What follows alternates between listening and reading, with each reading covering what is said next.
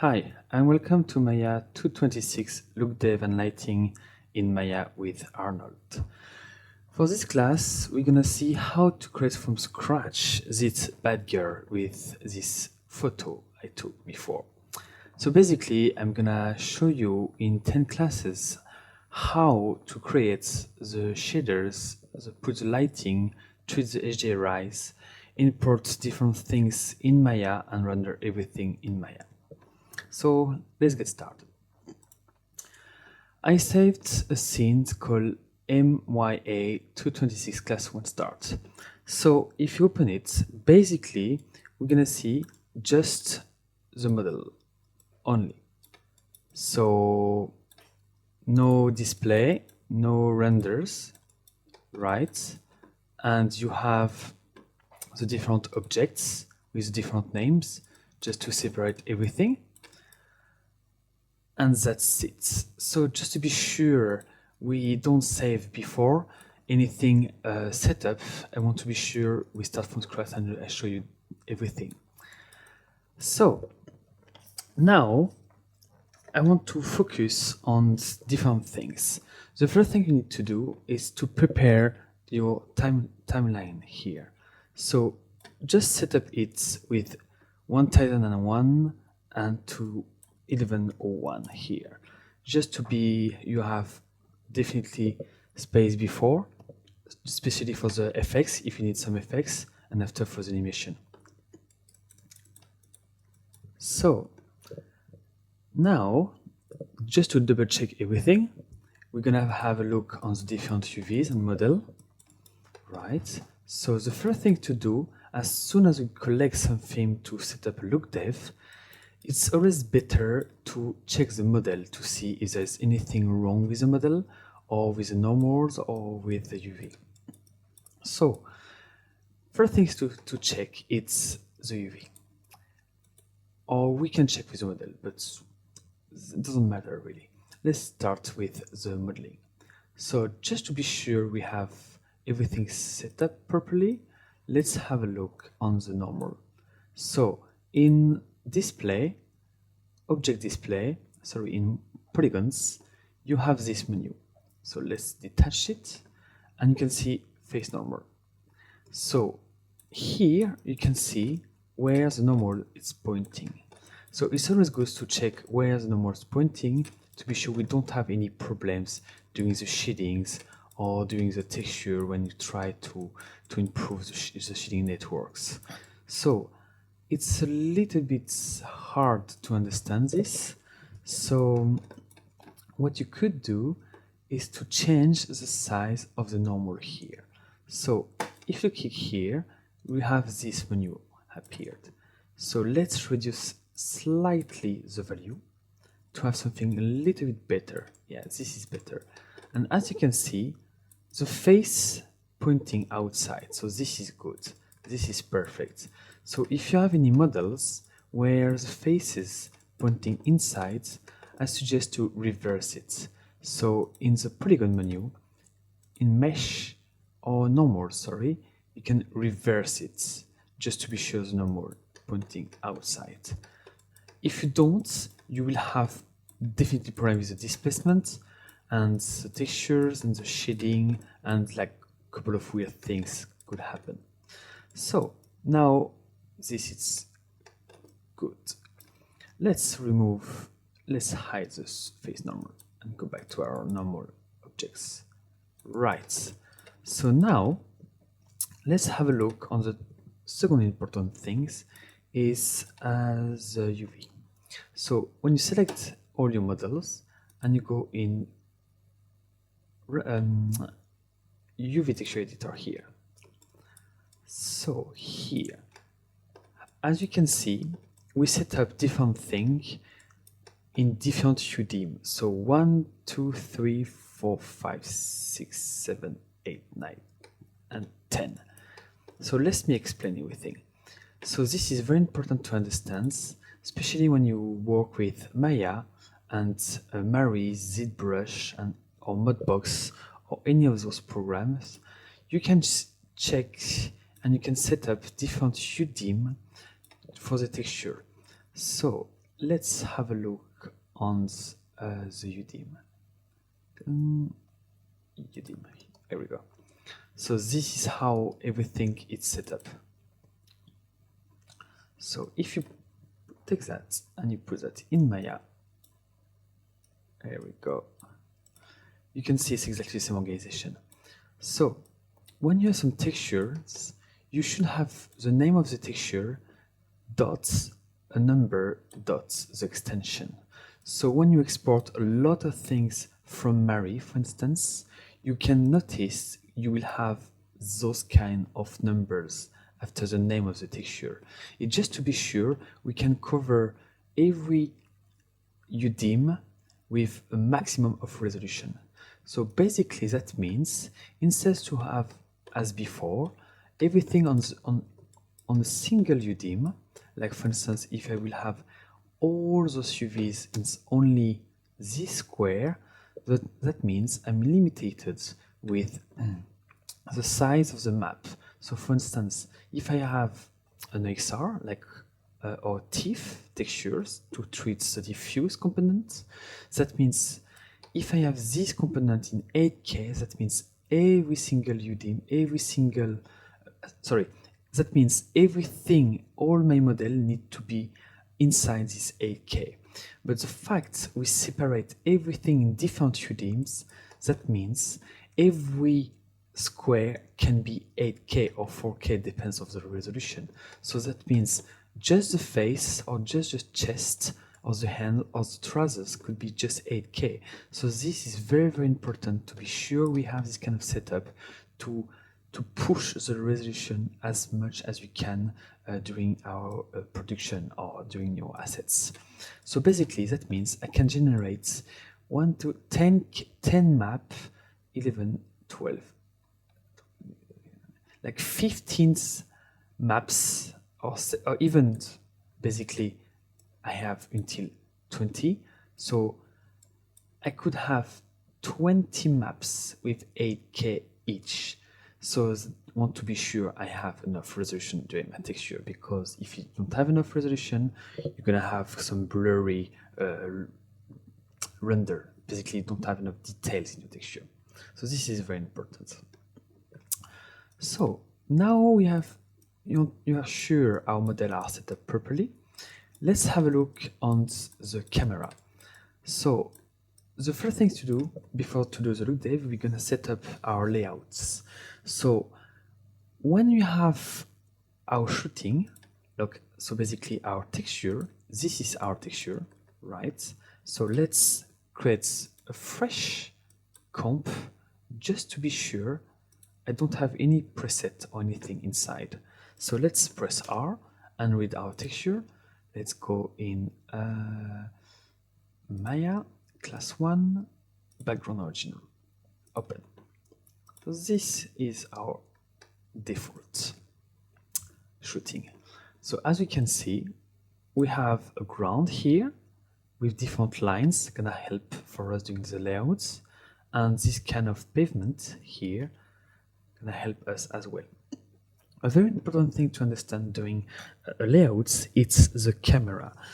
Camera can be quite tricky if you don't understand the basics, the 101 of the camera when you shoot something in the real life and you put it and you convert it in the CG world. So let's have a look on which camera I took.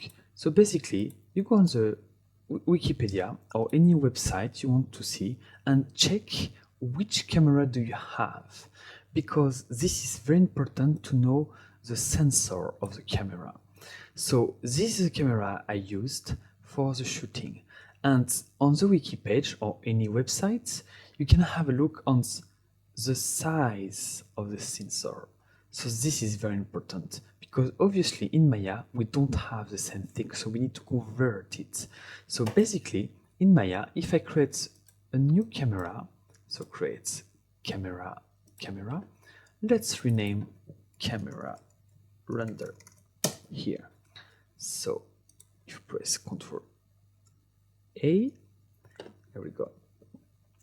We need to focus on the focal length and this camera operator.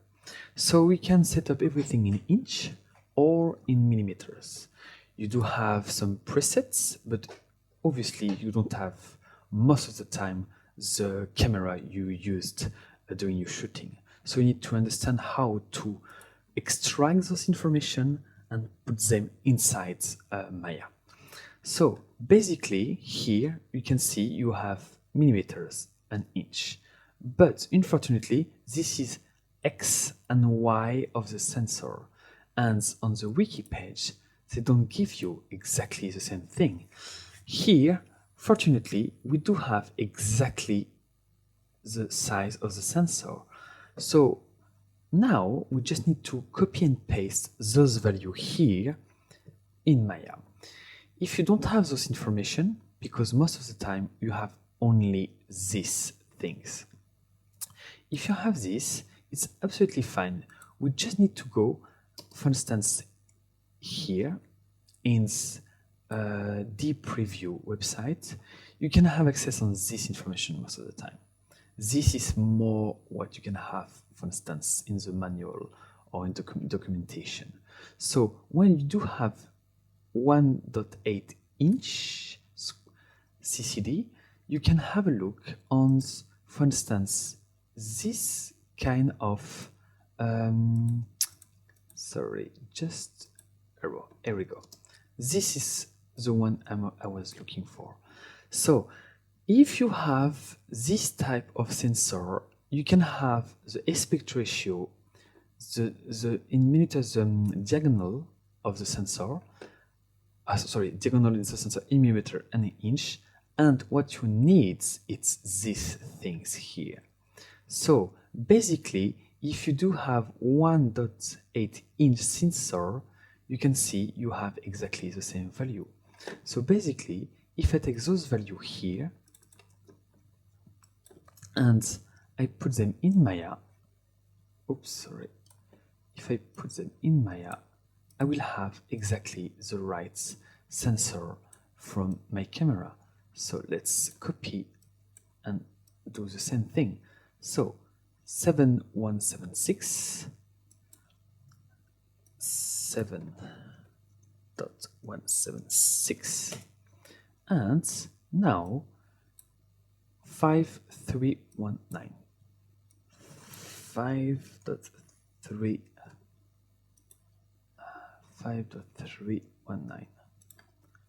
319. There we go. This is done. And now what you're gonna do is to check the focal of the camera. So same thing here, as you can see with another information. This is the focal of the camera during the shooting.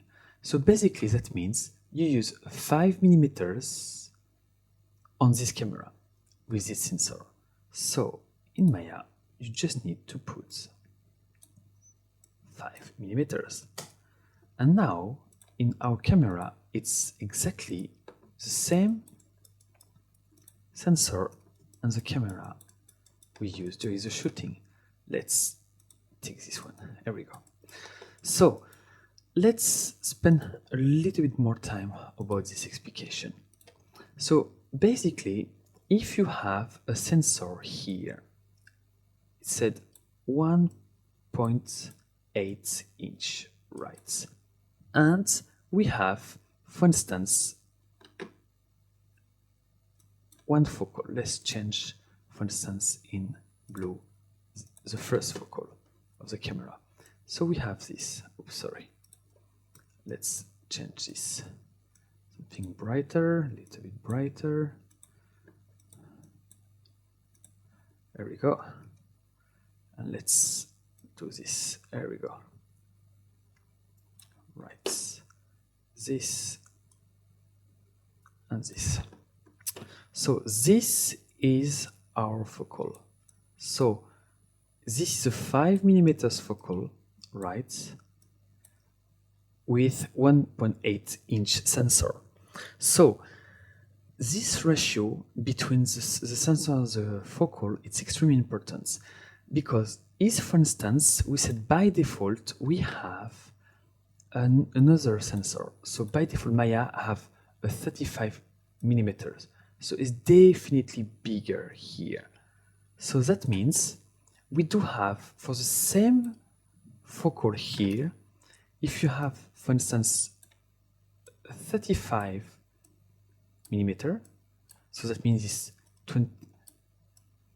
24 times 36. There we go. So that means for the same focal, we're gonna have something extremely open. So if your camera, if your focal is extremely open, there we go. That means you're gonna have something like very broad. So to understand this, for instance, you're gonna have one simple image I prepared as well. So if you see, for instance, this image, so basically, if you have one sensor and you keep it, if you have a smaller number, you're gonna have something extremely open like this. So basically, you're gonna have this kind of images. So they're very, very large and landscape. If you have something very long, like 200 and 300, you're gonna have on the same picture here. Let's, for instance, open in preview. You're gonna have exactly the same thing, but if you have 200 or 300 with the same focal, obviously you zoom. Here's a 400, so you have a very close-up pictures. If you open your focal, so 200, 55, and you can see 18, obviously it will be broader. So this is very important. So now we have our render camera. We can set up now different thing. So hopefully, I hope you understand this kind of information because it's extremely important to understand. Most of the time, we have issue during our CG render, and you have a mismatch between what we shoot with a camera or picture, or even with very expensive camera, and the CG we integrate inside. And if you don't use the same thing, the same camera in CG and in the real life, obviously we'll have some weird deformation and focal and sensation about like CG, a bad CG integrated. So now we have the right sensor with in millimeters and you have the right focal. So now let's start our layout. So now we need to export one image. So this is our image. So in Maya, in your render camera, you can import images here. Import image. So let's go in our class here and you can set up original picture. There we go. So now we have our camera and background. So now, obviously, we need to be smart how we positionate our camera here.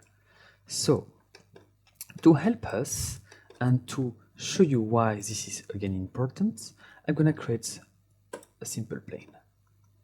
There we go. There we go. Like for instance, just 20. Just to be sure we have a better lecture and better comprehension about the look dev, I'm gonna just change a bit the background to be sure we can see the lines to do the layouts. So I suggest in Nuke just to create, for instance, an exposure here and change in stop and have something like quite brighter just to help us to set up our layout with the lines here. So you create a right with W and let's write it in our class. Yeah, perfect. I'm gonna rename it and call it brighter here and save it. Now we want to be sure we render it just image 1 here. Perfect. Always good to double check what you write in the disk. So if you select everything, copy here, and now you paste, you have the same thing. So this is good. Let's go back in Maya and change in our camera render, Ctrl A, image plane, here, our source. So let's go back to Maya and class01 brighter, much better. Let's hide the grid here and let's do something slightly transparent. So here you do have, for instance, the wireframe here. And this is very good for us to start. So now we're gonna see how to position it everything. So as you can see here, we're gonna have a big help because you can see this line here, for instance, and the line here is extremely important for us on this configuration to set up everything. And as you can see, even here is not too bad, the integration. If I change the focal and is the wrong one, I'm gonna have something extremely different in terms of feeling. So instead of 5, I would put 50. Here, like this is completely different. And as you can see, this is quite like completely zoom in, and on the background is completely zoom out, so very, very broad. So again, be careful about this. So yeah, that changed everything. So always the focal and the camera aperture are extremely important during the layout step. So now let's try to position everything. So the first thing you're gonna have to do is, I think this plane, this ground, and this piece of basement, I think they are perpendicular. So according to me, this line here and this line here are perpendicular. So this is like basically a big cube here, and this is just a plane. So I'm gonna try to put like this corner, the corner of my plane here, just roughly in the corner here. And now I'm gonna rotate it just to have something a little bit lined up.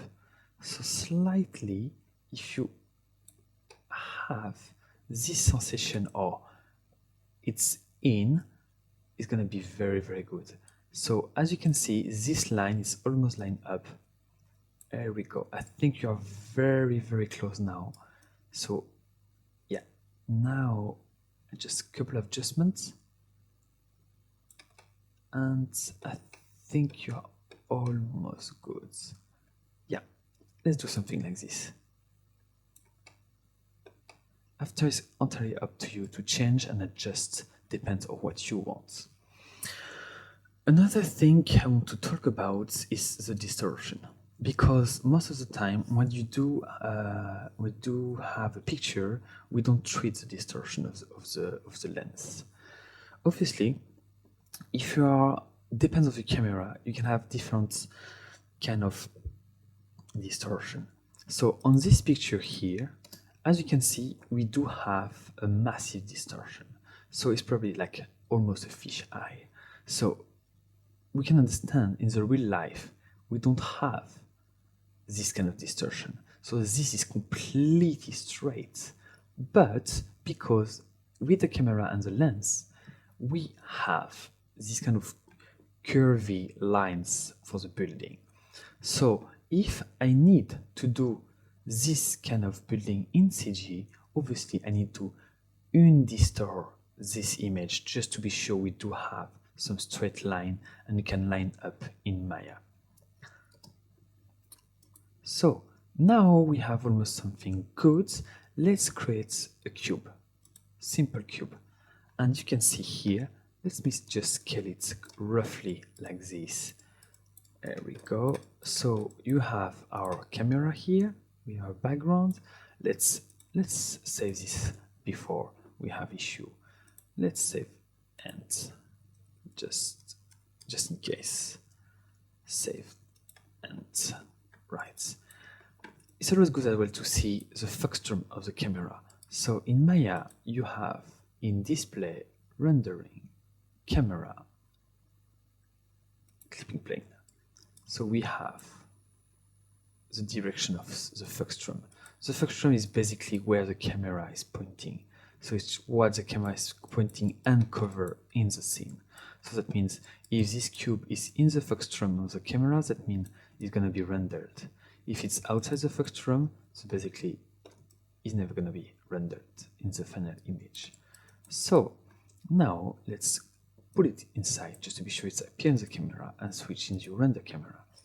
So now here, let's position it roughly. Sorry, I just need to scale a little bit this to help us to position the cube, sorry, the basements. So now, camera.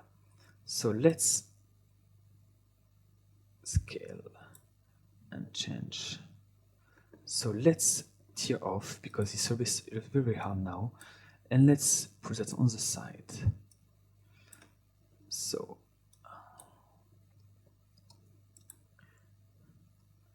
let's put in perspective and change this. So now we can slightly see if our camera is correct or not. So as you can see, we have almost good. Yes, so this is not too bad. Let's carry on a little bit. Yeah, I think this is pretty good. As you can see here, yes, this line up roughly, but again, with the distortion, it's very hard to have a 100% pixel match. So I will say for our situation is correct. It's enough for what you need. We can adjust slightly after all if we want to have a better result, but let's say it's correct at the moment. Obviously here now what you could do is to adjust slightly, is to change the pivot. If you press D and you press T, we can snap to a vertex. So you can see here, it's gonna highlight this. So D is to change the pivot and V is to snaps to a vertex. So now we can change our pivots. So we can adjust slightly our position like this. So I just basically try to see this line here and this line here with the basement. So let's adjust slightly the bad girl, and you can see now this is not too bad, and here as well, but on the bottom is not very good. So that means you're a little bit low, higher. There we go. This is better. Yes, now this is much better with backgrounds. And now we need to change our yes, here's correct, but now we just need to change the rotation. Okay, let's adjust a little bit this. So again, change the pivot here and try to scale only on this direction. There we go. This is pretty good. We do have almost something lined up perfectly. And let's change slightly this one here. It's probably just one stair, and you can see it's almost matched perfectly straight away. And you have something quite decent and quite realistic, so nothing is completely reorientated, everything is completely flat in the 3D scene, so this is good. So now we can adjust our bad girl position just to be sure she is on on the ground. There we go. In terms of image composition, it's always good to keep on the third here. I think you probably know, like in photo, it's always good to have, you have a third line, so it's called the third law, something like this. So we have on 1/3 and 2/3 here. It's always good to have this kind of composition of the image. And it's the same on the horizontal. You have this line, you know, the 1/3 of the image like this, and the 2/3 here. So when you do have something on the third here and on the third here, you're gonna have always better image composition. So it's always better to keep that in mind when you create some CG images. Right, so this is good for the layout part. Let me check again the camera. Yes, so this sounds pretty good. So now what you could do is to create a very quick render to see how it looks like with the background. So if you close it, and I'm gonna save that, let's reopen everything. Let me expand, sorry. Right, so now we have our setup.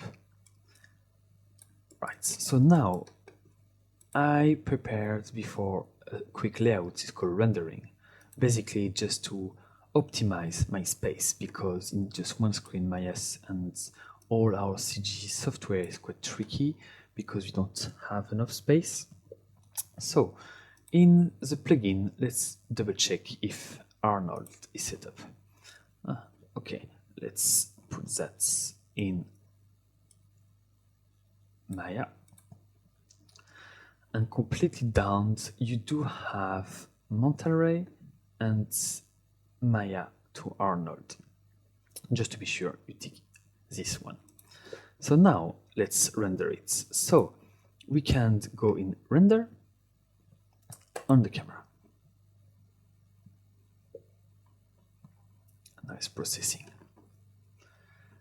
Make sure, I think we need to check at the beginning, just to make sure we don't have massive global settings high, because we just want some very quick render at the beginning. We don't need something extremely accurate. So as soon as this is done, I do have a couple issues with Arnold. If I stop it, it's just crashing Maya. So I'm gonna leave it until it's finishing.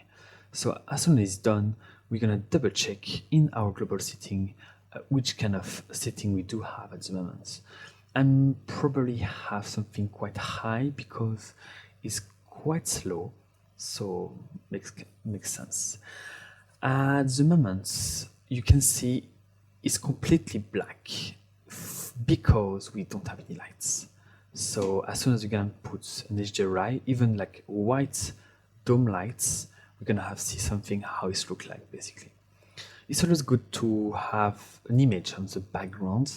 It's very hard to lit something with a black background. So I reckon it's important to keep this image during our look dev and lighting in Maya. Without a background and a black background, it's extremely hard to have the sensation of how the model is integrated with the background. So, almost done, 58. And as you can see, if I expand, can I? No, I think I can't touch. Yeah, okay. I just need to leave it finish. So, yeah, as you can see, always keep it. It's always good to have this kind of information. We use only this bright image only for our layouts, and obviously we're gonna use this one here. You can change the background if you want to improve this kind of image at the end, and I'm gonna show you at the end how to remove easily the background and to put something else. I think it's locked. It's frozen, Maya.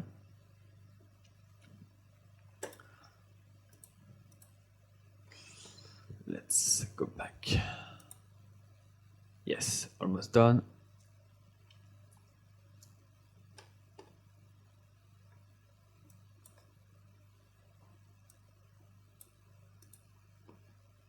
light is back to life. So if you open your global settings here, let's have a look how it's set up. First, I reckon to put bad girl / the render layer. I'm gonna show you later on why it's very important to have this kind of configuration, but at the moment you can leave it empty. It's not very important for the layout part. Here, I reckon to put something very, very low, like 3.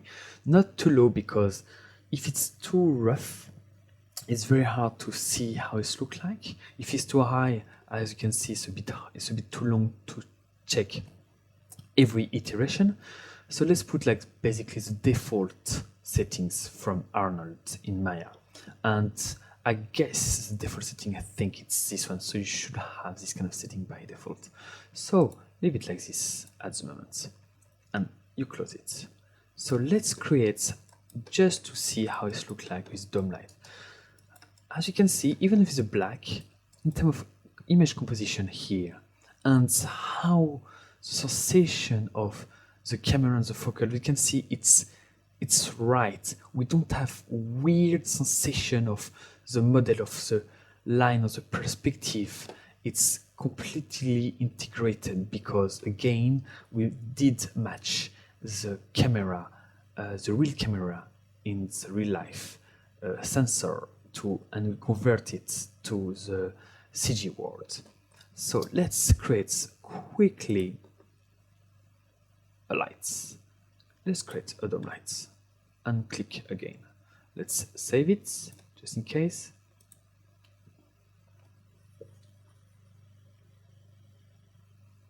There we go. This is much better and quicker. So now we have dome lights. It's basically like an occlusion with a gray, because we do have a lumber at the moment, and we have just white dome line around it. Yes, I think it's pretty much that's it for the first class. I hope you enjoyed. Don't hesitate to ask any question on the forum. Thank you very much. See you next week.